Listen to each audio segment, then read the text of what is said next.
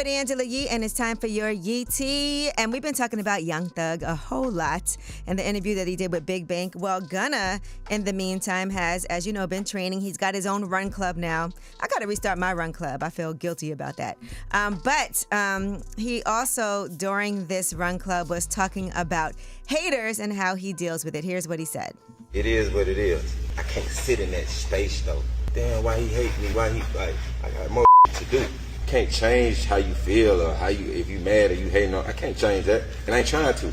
Because you probably don't even got a real reason why you hate me. You just probably going with whatever you think and not know me. All right. In addition to that, you know, Gunna was here at the VMAs. And he did the first ever halftime show for the VMAs. It was sponsored by Under Armour. And as part of that, he showed people how he works out. All right. So he's trending for a whole lot of reasons. Also because of what Young Thug had to say about him in his sit down with Big Bank.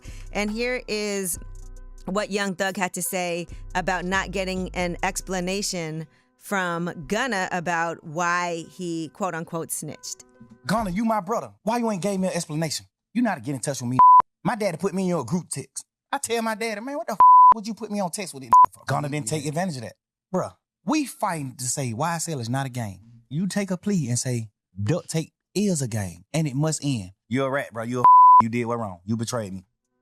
So he feels betrayed. And it was hard for him to say that he felt hurt because I think every time Big Bank was like, are you hurt? And he just couldn't really say that.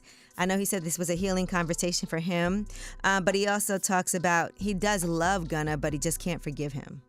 I love you, bro. So you still love him? Bro, I poured so much into this. I can't even hate him, bro. In jail, I thought I hated him when he took the pleas. I made him a millionaire. I bought his first apartment. I went half and half with you to buy your mama house. I just poured my all into him, bro. I gave this more time than my children, bro. You really want to forgive Gunna? No, I don't. I wish he did something lighter so I could forgive him. But I done cried many nights about this. That piece of paper you signed could have sent me to prison for the rest of my life. Ooh, what do you think, Dan, as a Thug fan? He's telling us how he feels. I mean, he's the only one that can really tell us that, right? What do you think? Because I think part of the interview was trying to bring up some contradictory things right.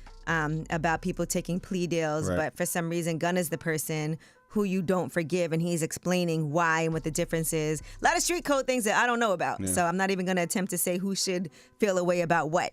In addition to that, he talked about the fact that a lot of people were helping him out and sending him money and things like that, but Gunna was not one of them.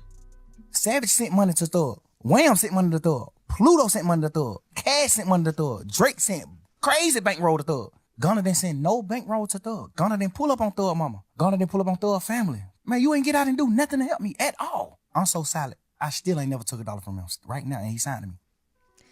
So when somebody starts talking about themselves in third person, you know they are dead serious, number one. I don't know that Gunna felt like Thug wanted to speak to him, right? Because it feels like Gunna at first was going on tour and shouting him out, and it just wasn't moving or doing anything. So maybe he felt like it was best if I just leave you alone. But Gunna could have even had it in his conscience to just try and say something. His dad gave him, Thug's dad gave Gunna the opportunity. He put him on text. Right, and then he said, but I don't know what Thug said. I don't know what...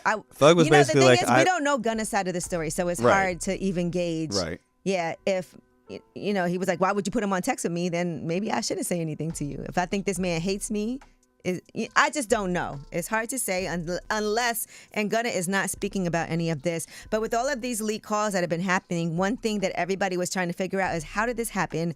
Well, here is what Young Thug had to say about how these leak calls did happen. No matter what I would have got out of jail and did, it still would have came out. Just because it was public record. When the first few jail calls came out of me and my girl just talking, my team got in touch with the Cobb County people and stopped all of it. Like shut down the whole system. Now you can't go get none of that. So what they tell you? Somebody been had it. And they just waiting to release it.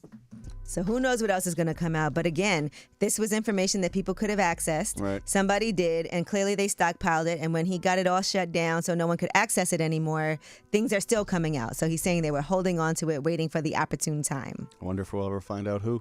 I feel like there's no way we won't. Yeah. All right, well, that is your Yee Tea. And when we come back, we have Ask Yee, 800-292-5150. Don't ask me nothing about snitching or street code. I don't know none of those things.